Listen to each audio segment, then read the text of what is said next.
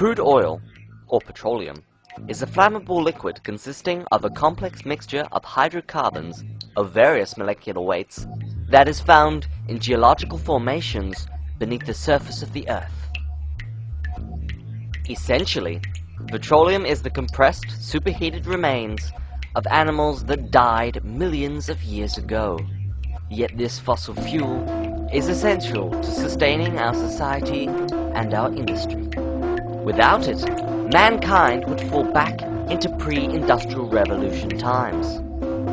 Petroleum is all around us. 90% of all chemicals used in our industry are made from petroleum, and more than half of the world's primary energy needs are fueled by it. And this fossil fuel has quite a journey, from the time it is pulled up out of the ground to the time it is sold as a product. In this documentary, we will take you on that journey.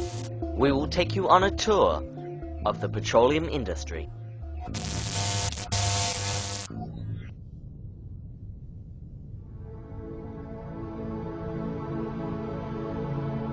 This is the Earth. It's really, really big. It has a total circumference of 40,000 kilometers at the equator, and a surface area of 510 million kilometers squared, and the vast majority of petroleum is found underground. So how on earth do we find it in order to extract it?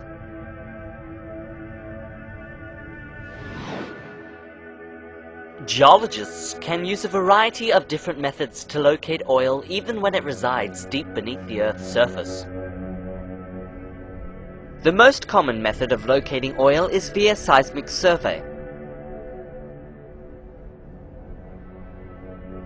Essentially, geologists use a variety of different tools to emit sound waves, which then delve into the Earth's crust, some of which bounce back to the surface. A computer can then interpret these sound waves and create a detailed three-dimensional image of the various geological formations beneath the surface, thus providing the approximate location and amount of oil in any given oil reservoir. If the oil is worth extracting, we then go on to the next stage of the petroleum industry: drilling. Before the oil can be extracted from the reservoir, a well must first be drilled. This well is created during the second stage of the petroleum industry: drilling. In order to carry out drilling operations, a temporary drilling rig is constructed. The large derrick allows for a pulley system that can support a long drill pipe attached to the drill bit. A turntable turns the Kelly, which is attached to the drill pipe, to allow the drill bit to drill. As the drill bit plunges deep underground, drilling fluid is pumped down through the drill pipe to wash the rock cuttings out. The resulting mud returns to the surface and passes through a shale shaker, which removes any unwanted solids from the mud. The mud is then poured into a tank, where it is then used as drilling fluid to remove further rock cuttings. Once the well has been drilled to sufficient depth, the walls are reinforced with concrete and steel casing, and then the drilling rig is deconstructed.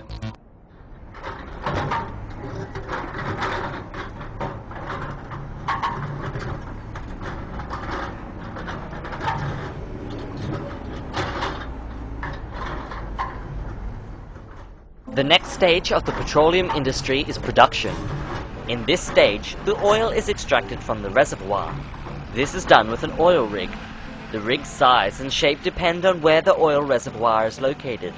In this case, a pump jack is used. A motor turns two crank rods aided by counterweights, which are attached to a pitman arm, which is in turn attached to one end of what is known as the walking beam. The beam is centered on a pivotal point, and the circular momentum of the crank rods force it to rotate back and forth as it is pulled upon by the pitman arm. Attached to the opposite end of the beam is the horse's head, and attached to that is the bridle. As the head travels up and down with the movement of the walking beam, it pulls on the bridle, which is attached to a polished rod. The rod is attached to another rod known as the sucker rod, which extends all the way down into the oil reservoir. At the end of the sucker rod are two valves, the traveling valve and the standing valve. These valves pump the oil up out of the ground as they move up and down with the momentum of the sucker rod. Once the oil is drawn to the surface, it then travels along a small pipeline to a collection plant. This is the end of the third stage of the petroleum industry. From the collection plant, the oil must be transported to a refinery.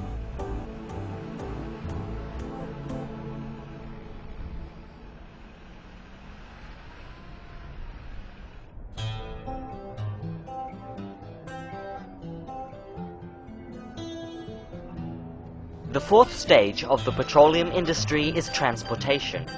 In this stage, the petroleum is transported from the production site. This can be done in several ways, by road, rail, sea, or pipeline. Pipelines can be thousands of meters long and are typically made from steel with an average diameter of anywhere between 10 to 120 centimeters.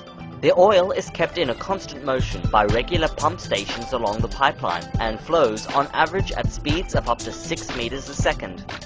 The oil's final destination is the refinery, where the last stage of the petroleum industry takes place.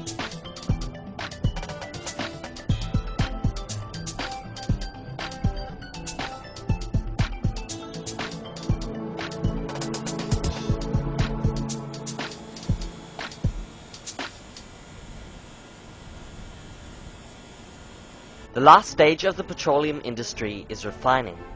Petroleum essentially is useless in its natural state. What's valuable and useful are the various components that make it up. These components all have different molecular weights and therefore have different boiling points. Petroleum companies take advantage of these different boiling points and use them in order to separate the different components.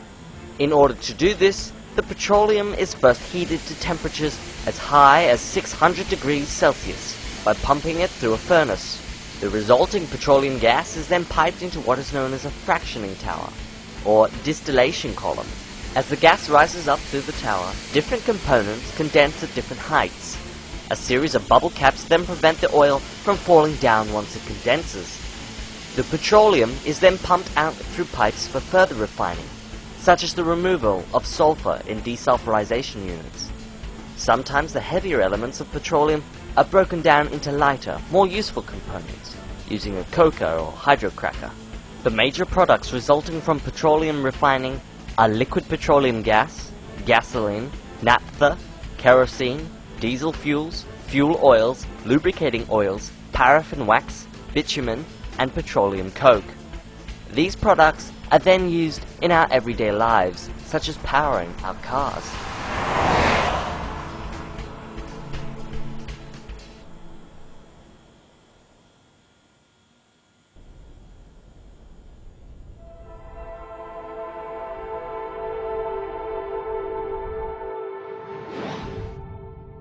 Petroleum is a non-renewable resource, and so it will not last forever.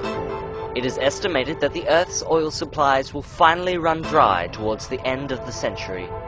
When that time comes, mankind will be forced to resort to a new source of energy, such as solar or geothermal. But for now at least, petroleum is essentially what makes the human world go round.